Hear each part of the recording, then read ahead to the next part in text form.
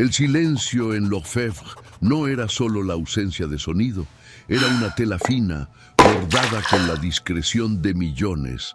Sebastián de la Vega, de 48 años, personificaba esta quietud opulenta, vestido en un traje a rayas que costaría la renta de una familia por un año. Era la síntesis de la elegancia gélida. Los puños de su camisa bajo los gemelos de oro blanco eran un faro de éxito imperturbable, pero la tensión en su mandíbula, casi imperceptible, delataba la máquina de control que lo consumía. Sebastián era un arquitecto de imperios de cristal y acero, y sus ojos, acostumbrados a escrutar horizontes de ganancias, no mostraban ni pizca de humanidad, solo la precisión de un depredador en la cúspide de la cadena alimenticia. Estaba en su trono de caoba, cerrando un acuerdo multimillonario, cuando la armadura comenzó a rajarse con la sutileza de un temblor lejano. Pero lo que vio esa noche lo cambiaría todo.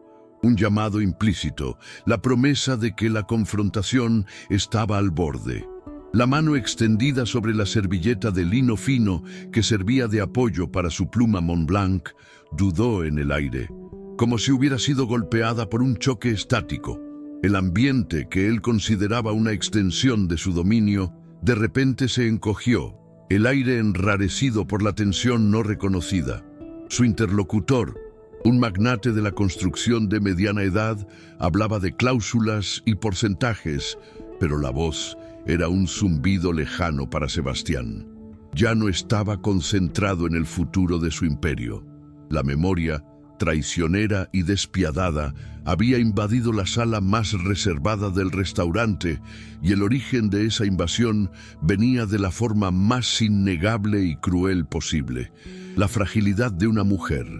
Elena Flores, de 35 años, se movía con la resiliencia silenciosa de quien carga un fardo sin quejarse. Su uniforme, un delantal negro de tela sobria sobre una camisa blanca, era la antítesis del escenario, un mapa de su nueva vida, cosido con la humildad del trabajo honrado. Sus tenis cómodos, un alivio necesario para los pies hinchados, la delataban. 8 meses de embarazo, una condición que era un grito silencioso de vulnerabilidad. La belleza de Elena ya no era la jovialidad efervescente que Sebastián había conocido, sino una belleza moldeada por la lucha, con ligeras ojeras que atestiguaban noches mal dormidas y un cansancio digno que él jamás podría comprar o simular. El contraste entre ellos era brutal y notorio.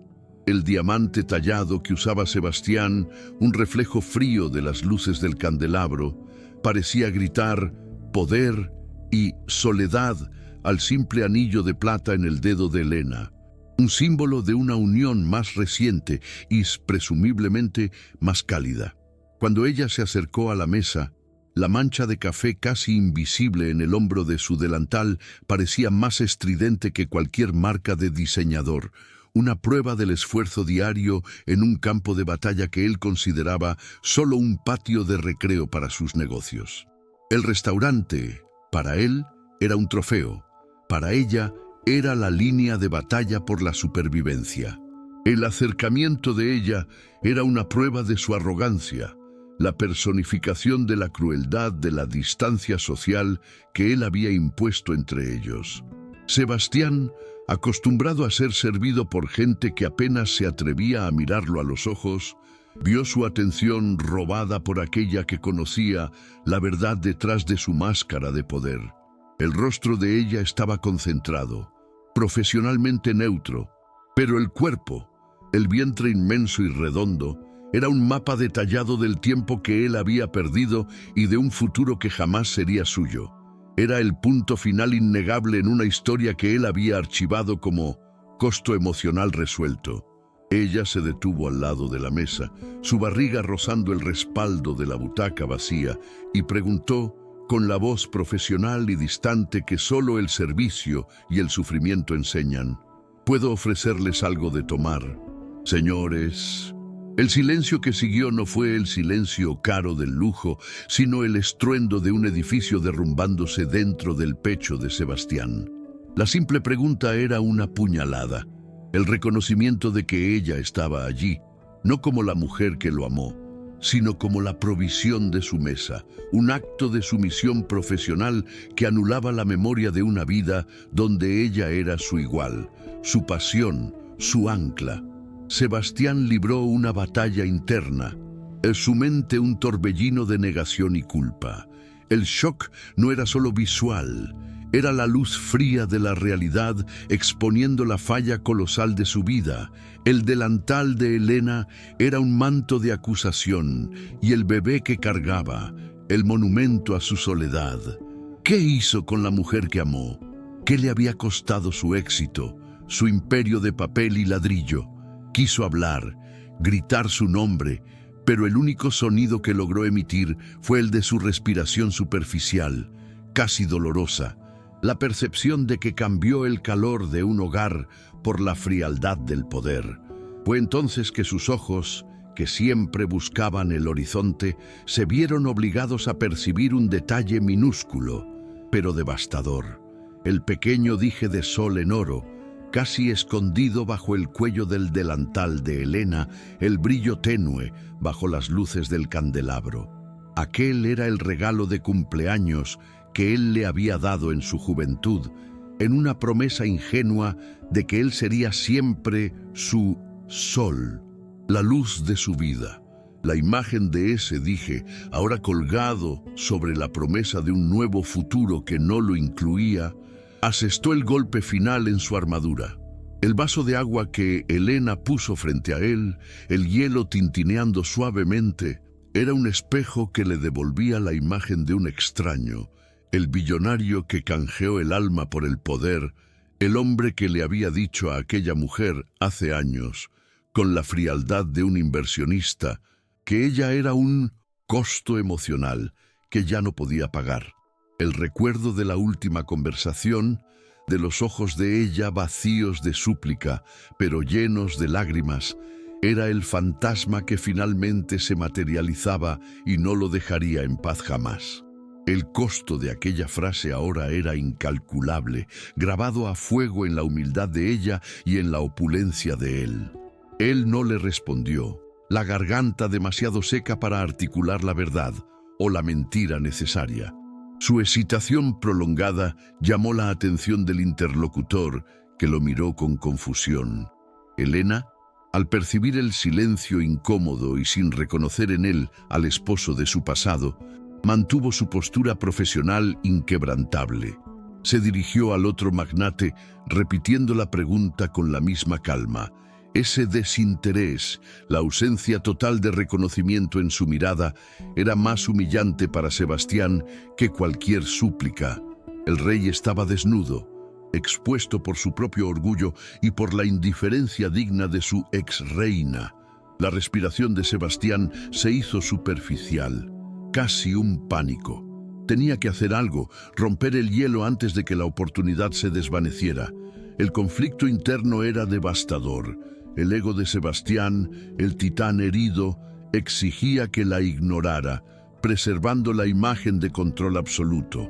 El hombre que se olvidó de ser, el joven que había prometido el sol, imploraba que se humillara, que ofreciera el mundo, incluso si ella lo rechazaba. Buscó desesperadamente un punto de contacto, algo para llenar el abismo entre su traje de miles de dólares y el delantal de ella. El tiempo se detuvo. Las voces del restaurante, el tintineo de los tenedores, el susurro de los negocios, todo se volvió un fondo distante para la escena íntima de dos extraños conectados por un pasado doloroso. Elena comenzó a alejarse, su misión de servir cumplida, y con eso, el espectro de su futura ausencia se tornó insoportable para Sebastián. No podía dejarla ir, no así, no sin una señal de que todavía era capaz de humanidad, de que el hombre que ella amó no había sido totalmente consumido por el billonario. Sintió el impulso de levantarse, de gritar, de decir que todo allí, el mármol, el candelabro, el acuerdo que valía millones, no valía la dignidad en sus ojos. La barriga prominente de Elena era lo que lo paralizaba. La evidencia de que la vida había continuado sin él, de que el futuro que él había rechazado estaba siendo construido por otro hombre. Era la tumba de su pasado y el monumento a su fracaso. Había cambiado el calor de la familia por la frialdad del poder. Y si usted alguna vez sintió que perdió algo importante por orgullo, prepárese para lo que viene ahora. Él extendió la mano, no hacia el vaso de agua, sino hacia la servilleta de lino. Un gesto que podría ser una petición de auxilio desesperada o el inicio de una nota con un cheque para intentar comprar lo que había destruido con tanta frialdad. Bloque 2.2. Conflicto y redención silenciosa. La servilleta de lino parecía pesada como un ancla en las manos de Sebastián, mientras Elena se alejaba. El balanceo de su cuerpo embarazado, una condena visual. Sabía que si cruzaba el umbral de la mesa, la perdería de nuevo, esta vez para siempre. No por indiferencia, sino por la dignidad que ella había forjado en el dolor. Un escalofrío le recorrió la espalda, más frío que el hielo en su vaso. Su gesto, la mano extendida, se congeló. ¿Qué haría? ¿Ofrecer dinero, transformando el reencuentro en una transacción, una caridad arrogante? Eso solo confirmaría que el billonario había matado al hombre que ella amó, transformándola en otro costo a ser liquidado. En el fondo de su mente, la voz de Elena resonó desde un pasado lejano. No necesito tu dinero, Sebastián. Te necesito a ti. Esa frase, dicha en la última y fría discusión de divorcio, desgarró su autosuficiencia. Aquel día, la vio por última vez, sus ojos rojos, pero con una fuerza recién descubierta que lo asustó más que cualquier caída en la bolsa. Él la había llamado costo emocional, y ella lo había llamado un hombre que cambió el alma por una corona de espinas. La imagen de ese pasado era una mancha oscura en la inmaculada mesa de caoba, y él no podía simplemente limpiarla con un cheque. La redención no era un artículo en su portafolio. En un acto impulsivo que rompió la rigidez de su postura de años, dejó caer la pluma y golpeó ligeramente con las puntas de los dedos el borde de la mesa. No fue lo suficientemente fuerte para ser grosero, sino lo necesario para llamar la atención de Elena, que ya estaba de espaldas. Ella se giró, la expresión de cansancio casi disimulada por la máscara profesional. Esperó. Ese instante, silencioso y cargado de historia, era el punto de inflexión de la narrativa de sus vidas. El magnate de la construcción, al lado de Sebastián, observaba el drama no verbal, confundido con la interrupción. Sebastián fijó sus ojos en ella. No había arrogancia en su mirada, solo una súbita y aterradora vulnerabilidad. Sus ojos, generalmente duros como obsidiana, estaban húmedos de una emoción hacía mucho enterrada. No podía humillarla, pero tampoco podía dejarla ir. La única opción era confrontar el abismo que él mismo había cavado. Se inclinó ligeramente hacia adelante, el cuerpo rígido en una postura de súplica disfrazada. Elena, comenzó, su voz ronca, el sonido de su nombre, que no pronunciaba hacía casi 10 años, sonando extraño e íntimo en el silencio lujoso. La mención de su nombre, dicha con esa urgencia casi olvidada, hizo que el velo de profesionalismo de Elena cayera por un milisegundo. Ella contrajo los labios, el dije de sol en su cuello pareciendo brillar con más intensidad. Fue un shock, un reconocimiento íntimo que solo los examantes pueden compartir. Pero, tan rápido como llegó, el reconocimiento fue sustituido por una distancia fría y calculada. No le iba a dar el consuelo de la emoción. Había construido su propio castillo de resiliencia y no permitiría que la arrogancia de él lo derrumbara de nuevo.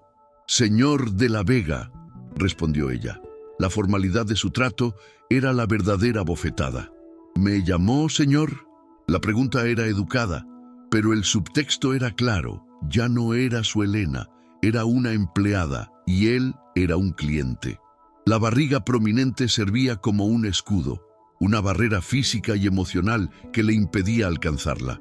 La vida que estaba construyendo con otro hombre era ahora su defensa contra el titán que la había aplastado. El peso de la corona de Sebastián lo aplastaba bajo el peso de su propia soledad. El interlocutor intentó intervenir, carraspeando. «Sebastián, ¿todo bien? ¿Puedo seguir con la cláusula de adquisición?» Pero Sebastián lo ignoró, sus ojos fijos en Helena, en esa mártir silenciosa que irradiaba más fuerza en su delantal y su barriga que él en su traje de marca. Ese momento no era sobre negocios, era sobre la contabilidad del alma, y él estaba en deuda. Sentía la necesidad urgente de disculparse por una década de ceguera emocional, pero las palabras eran insuficientes, traicionadas por el olor a lujo que lo envolvía. La palabra falló, atrapada en su garganta. Se sintió extrañamente débil. El control que lo definía se estaba esfumando. Extendió la servilleta nuevamente. Esta vez no iba a escribir un cheque. Necesitaba algo que trascendiera la moneda, algo que probara que el hombre, el sol que ella amó, no estaba totalmente extinto. Tomó la pluma y, con la punta, sin atreverse a mirar el papel, dibujó un símbolo minúsculo, casi ilegible, un sol con 5 rayos, el símbolo que él había grabado en su primer anillo de compromiso. Deslizó la servilleta por la mesa. Helena miró la servilleta, la expresión inalterada, pero sus ojos, por un breve segundo, se suavizaron con la memoria. El sol de 5 rayos era el código secreto de ellos, la promesa de un eterno verano que él había roto. Ella tomó la servilleta, doblándola con un movimiento rápido e imperceptible, guardándola en el bolsillo del delantal, protegiéndola como un secreto precioso y doloroso. No lo confrontó, no lloró, ni sonrió, solo guardó la memoria. «Si no necesita nada más, señor de la Vega, tengo que atender otra mesa», dijo Helena, restaurando la barrera profesional. Ese gesto, guardar el símbolo, era la señal. Ella lo reconocía, pero él aún no había merecido su atención o su perdón. Era la invitación a una redención silenciosa, una petición muda de que él encontrara una forma de probar que la humanidad había regresado. Estaba siendo forzado a encarar al hombre vacío en que se convirtió, y la tarea de reconquistarse a sí mismo era más aterradora que cualquier adquisición hostil. El aire enrarecido de Lefebvre se congeló cuando ella se dio la vuelta, dejándolo solo con su culpa y su socio confundido. Sebastián apenas escuchó cuando el otro magnate comenzó a hablar sobre la logística de transición de activos. Para Sebastián, el único activo que importaba era el alma que había negociado por su corona, y el costo de esa transacción se estaba materializando en la forma de un nuevo futuro del que él no sería parte, cargado en el vientre de su exesposa. Tragó saliva. El hielo en su vaso parecía ahora un pedazo de su corazón congelado. El dilema moral lo golpeó con fuerza brutal. Podía usar su poder para hacerla parar de trabajar, para garantizar que ella y el bebé tuvieran una vida cómoda. Pero eso sería el rescate del arrogante, el último insulto. O podía honrar su dignidad, aceptar su servicio y encontrar una manera de ayudarla sin dinero, probando que él era el hombre de la servilleta y no el hombre del cheque. Él eligió la segunda opción, el camino de la transformación interna sutil, pero definitiva. Sebastián tomó el vaso de agua, pero no bebió. Lo usó para concentrarse en el reflejo, buscando vestigios del joven que había sido, el que había dibujado el sol. La memoria más dolorosa salió a flote, el día en que la hizo llorar con su frialdad, diciendo que los sueños de ella eran distracciones de su plan de ascenso. Se sintió un monstruo, el arquitecto de su propia soledad. El embarazo de Helena era la luz fría de la realidad, exponiendo la crueldad de la distancia que él había permitido que se instalara. Tenía que actuar, pero con la sensibilidad que él había aplastado a cambio del poder. Necesitaba un gesto que hablara más alto que su traje y su saldo bancario, algo que probara que el hombre que ella amó no estaba totalmente consumido. La transformación era urgente, no reconquistar a Elena, sino reconquistar la propia humanidad. Miró el dije de sol en el cuello de ella, un recordatorio de que él había fallado como el sol, pero que tal vez podría ser una estrella guía silenciosa y discreta. Sabía lo que tenía que hacer para comenzar a pagar la deuda que el dinero jamás saldaría. Sebastián pasó el resto de la reunión en un estado de disociación fría. Asentía, concordaba con millones, pero la única imagen nítida en su mente era el perfil cansado de Elena y el dije de sol en su cuello, el símbolo de su fracaso.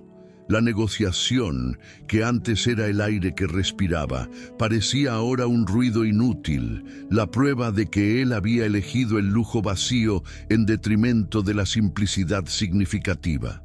El titán herido se estaba desmoronando, no por una crisis financiera, sino por un golpe de realidad emocional. Firmó los documentos finales con la pluma que casi usó para escribir un cheque, y el peso de la tinta parecía el peso de 10 años de arrepentimiento. Al final de la reunión, despidió al interlocutor con un apretón de manos protocolario. Su siguiente acción no fue ir al coche blindado, sino ir a la cocina de l'Orfèvre. El maître, acostumbrado a servirlo, intentó impedírselo, pero la expresión de Sebastián era de una autoridad inédita, mezclada con una necesidad urgente. Necesitaba ver el campo de batalla de Elena, entender su lucha. La cocina era un universo de calor y caos, lo opuesto al mármol frío del salón, y el ruido de sartenes y el olor a aceite y ajo eran más reales que cualquier perfume de diseñador. La encontró cerca del área de mise en place, organizando cubiertos, un trabajo tedioso y repetitivo. El cansancio era palpable en sus hombros. Sebastián observó de lejos, escondido en la penumbra de la puerta de servicio. Allí vio a la mártir silenciosa, la mujer que no se rindió a la desesperación, sino que reconstruyó su vida a partir de los destrozos de un amor sacrificado. Ella no lo vio. Sus ojos estaban concentrados en la tarea, pero el pequeño flashback que golpeó a Sebastián fue devastador. Elena, hace años, cosiendo un botón en su camisa, diciendo que le gustaba arreglar lo que estaba roto. Se retiró antes de que ella pudiera notarlo. El dilema moral estaba resuelto. No la humillaría con caridad, la honraría con respeto silencioso. Su transformación interna exigía un gesto que no fuera para ella, sino para él, una prueba de que el hombre digno todavía existía. Sebastián tomó el teléfono y en lugar de llamar al chofer, llamó a su abogado de confianza, dando instrucciones precisas y rápidas, usando el lenguaje de negocios para un propósito profundamente personal.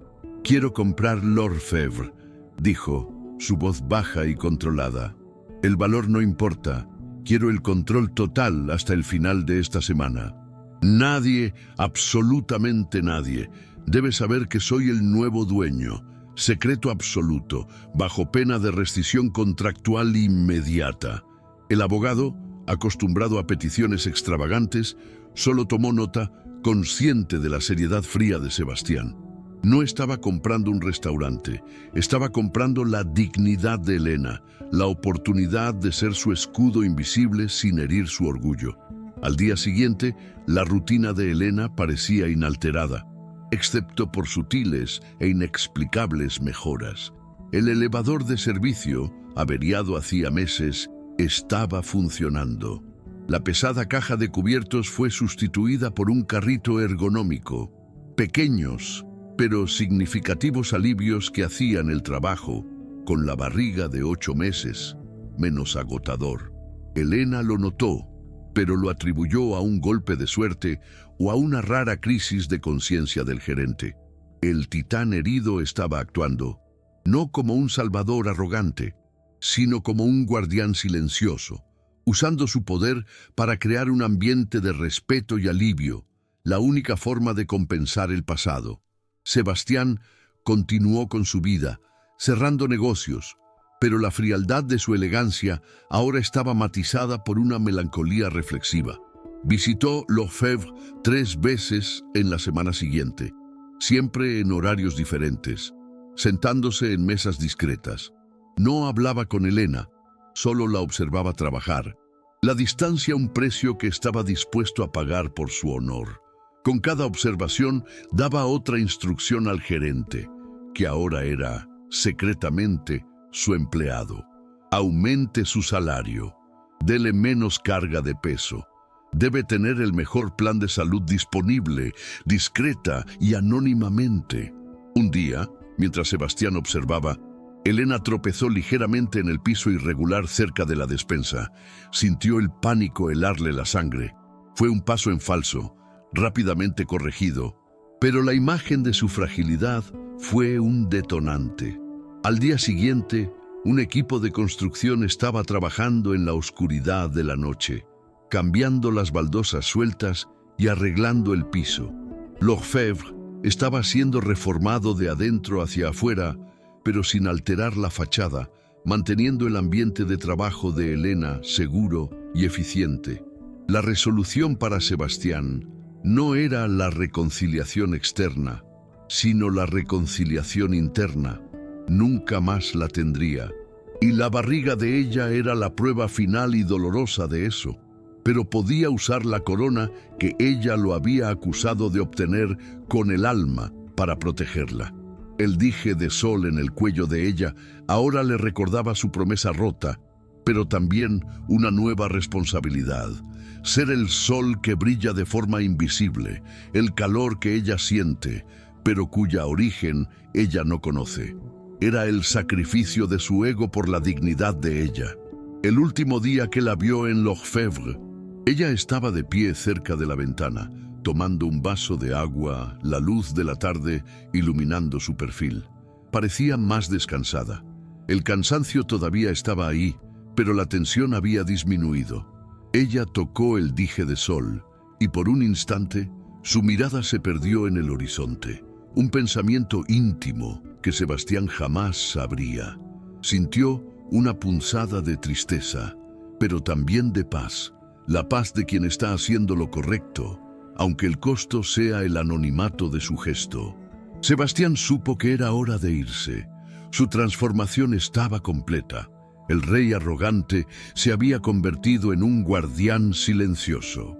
Había cambiado la necesidad de control por la aceptación de su pérdida y la arrogancia por la humildad de servir sin ser visto. Dejó el restaurante sin que Helena lo notara. La última imagen de ella era de resiliencia, y él sabía que estaba en un lugar seguro, un pequeño universo que él había comprado para ella. Días después, el abogado de Sebastián le informó que Helena se había despedido de Lefebvre, tomando su licencia de maternidad antes. Sebastián no preguntó nada más, solo agradeció. El trabajo estaba hecho. Él había aceptado que la vida de ella era de ella, y él solo la protegería de las sombras. Miró la vista panorámica de su oficina. La ciudad, su imperio, parecía más pequeña ahora. Se levantó y fue a la ventana. En lugar de ver las torres de sus emprendimientos, vio el dije de sol en su mente. Había perdido el amor de ella, pero había reconquistado el respeto por sí mismo. Su corazón, por mucho tiempo una caja fuerte de ganancias, ya no estaba congelado. Tenía una nueva y silenciosa misión: usar su poder para el bien invisible, para compensar la frialdad de su pasado. La reconciliación externa nunca ocurriría, pero la interna era la única que importaba. El desenlace de Sebastián no era una felicidad encontrada, sino una aceptación redentora.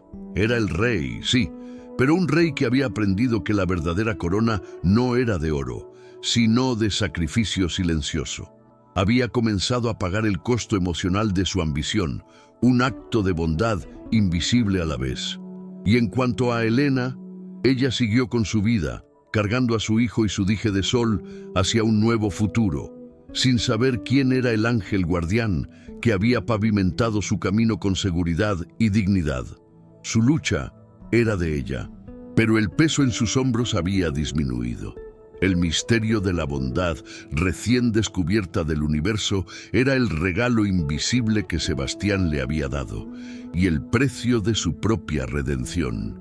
Algunas lecciones de la vida solo llegan demasiado tarde. Si esta historia te llegó, compártela para recordar que la dignidad vale más que cualquier riqueza.